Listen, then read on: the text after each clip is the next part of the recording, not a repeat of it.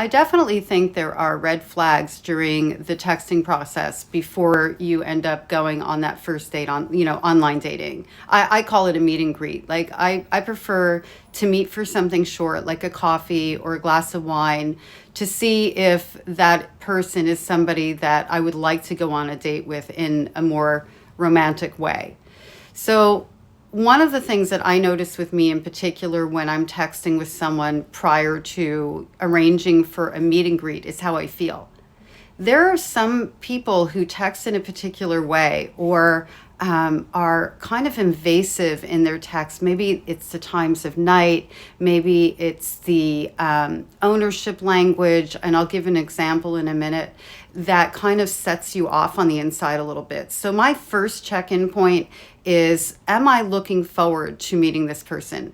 Because if I'm not going to bother wasting their time. I'm not going to waste my time. If I'm not feeling yeah, then I'm out. I also don't like to text a whole lot before a meet and greet, because I've been disappointed before when I show up and they're 20 years older than their picture and I've invested all this time and got excited only to be let down. I know for some that sounds shallow, but at the end of the day, how we represent ourselves shows whether or not we're a person who's honest. So there's that. The other thing that I really look out for is, how are they looking at me in terms of prioritizing my needs as a female?